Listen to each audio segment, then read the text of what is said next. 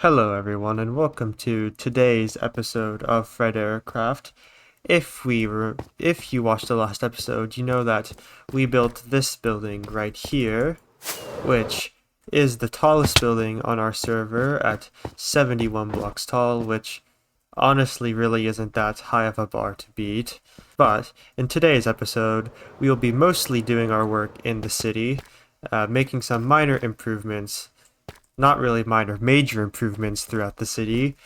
But before we get into the main part of the episode, I want to go over here, and as you can see, this road just kind of stops here, not even over here where the building ends, meaning that if you want to look through this building, this window right here, you have to get onto the grass, and that's not very nice.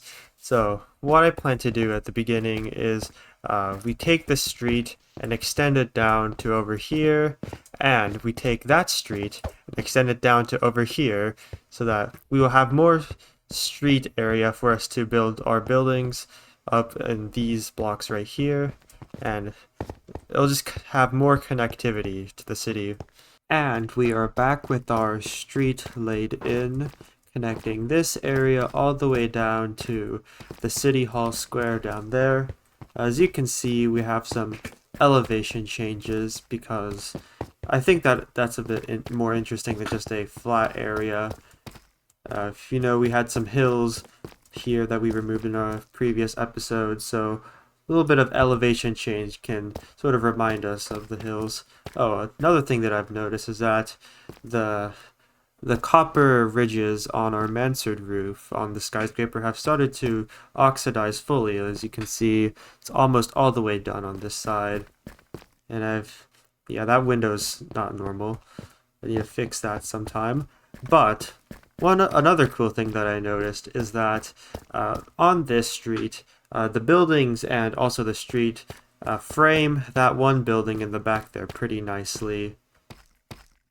As you can see, the chests and signs are rendering in and out. Sometime I need to build some sort of warehouse to store items, but the framing on the mansion in the back there by the gardens looks pretty nice. And now for the main project of the episode. If you walk down the streets of the city, you'll notice that some of the areas look a bit dead.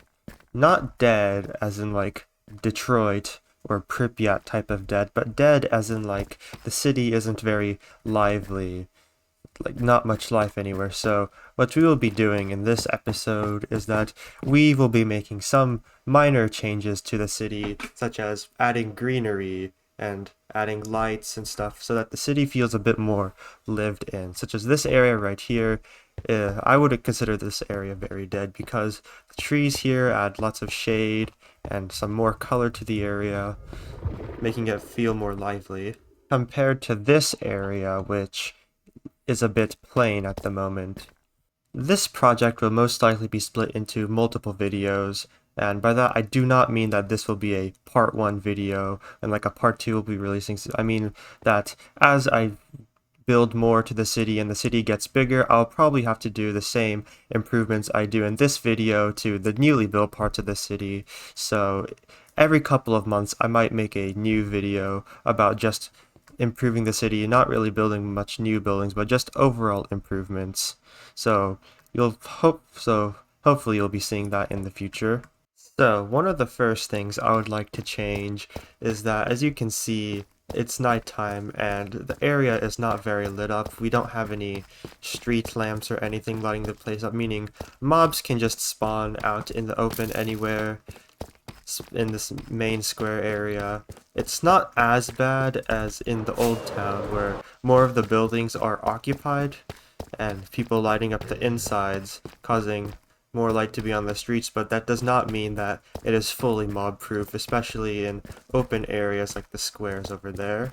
But one of the main areas that's most dangerous at night is the main square right here, which, as you know, is the main square, so it's not a very nice area to be at nighttime, even though it is the primary center of the city. So that is the first thing we'll be changing, is that the area needs to be lit up, and street lamps will also add a bit of life to the city, so that'll be the first thing we'll be doing. Alright, so I am here with Elle the Star today, who is going to help me light up the streets of Ericton, as they have a bit of a history of creepers and other stuff happening. So many times we had to place that down again. Yeah. My friend. So we've gathered up some materials right here for us to use to make little lanterns like what this guy has. This guy is like little lanterns that you have on the ends of the outside of the building, so the streets feel nicer and better with more lights and stuff, and you don't have to get worried about getting shot. So that is what we are doing. Getting jumped. Yeah. No getting jumped in these streets. Only on the island back there, which the viewers have never actually seen. Anyways, today will be the last day of the dark streets. We will have infinite light pollution, and the streets will once again be safe to roam around. Yippee. And with the help of El the Star, our lanterns have been put into the streets, allowing for mobs to only spawn on the roofs of our buildings to fall down to the street level instead of spawning on the street to begin with. So all of the streets have been lit up with little lanterns that have been placed outside the doors and windows of different places that look like types of lights you would see in like some like European old towns like Stockholm.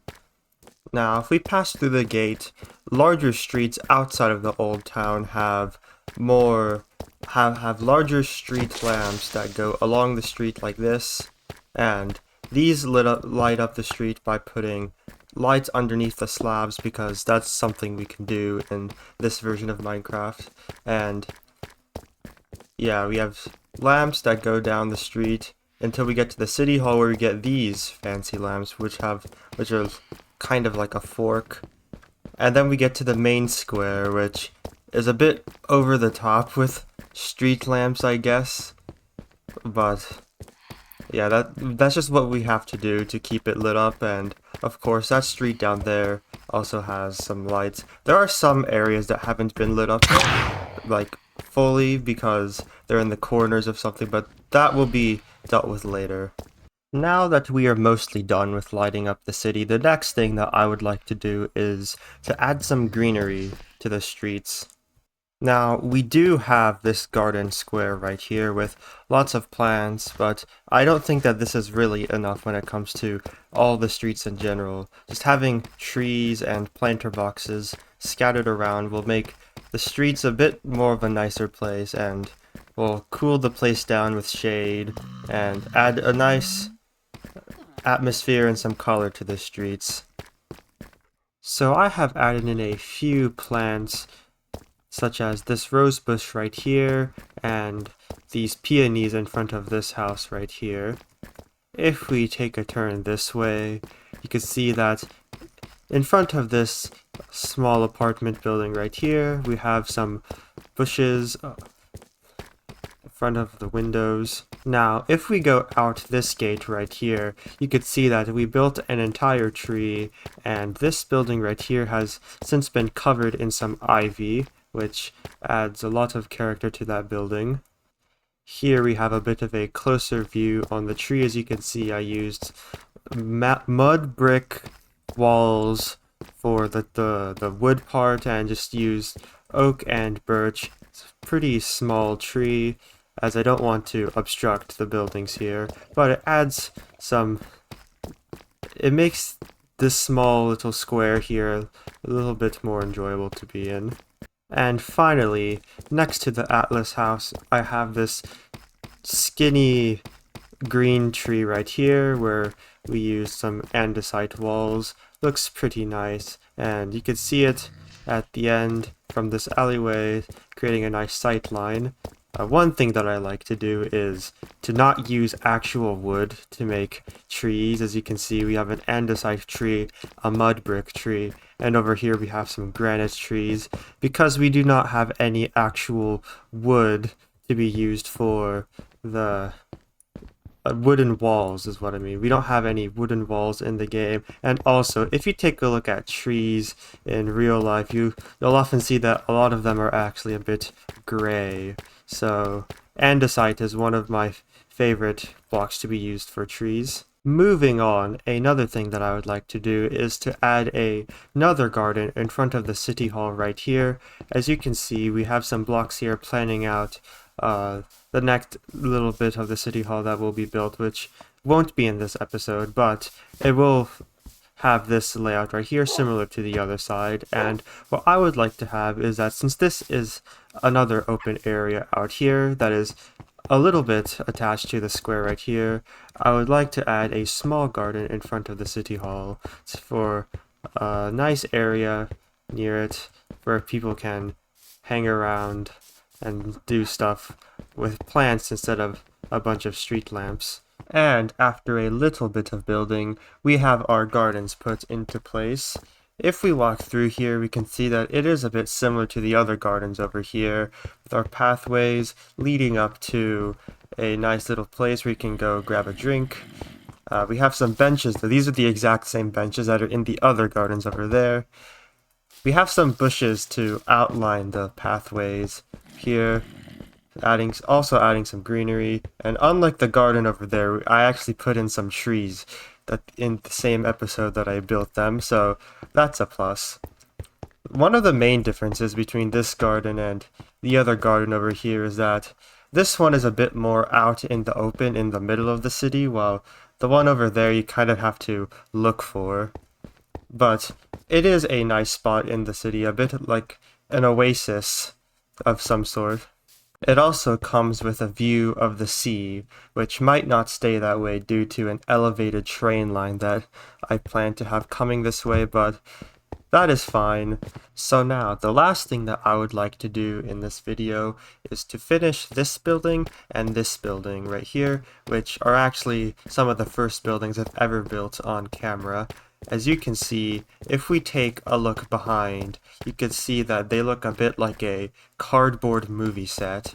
So what I would like to do is build up the sides and probably also the back of these buildings too, so that we don't have just an empty standing up shell of the building. It would make the square feel a little bit less dead and more enclosed, and it would be a great start for expanding the city out this way with these buildings completed. So that will be what we will be doing to finish off the video, and I'll see you when we are done. We are done, and as you can see, the sides and back of our new buildings have been complete, so that these are no longer just hollow shells with just a facade. It also allows us to put more buildings next to them in further episodes, making the city larger. Now, I didn't mention this before, but if we go through this area, I also did the back of this building right here, which used to look like this, but I have since then filled in the back, so this area is also a bit more complete. So you could have a little shortcut from the square all the way into the gardens, and the view isn't so bad as it was before. And that will be the end of this video. Thank you for watching if you have made it this far.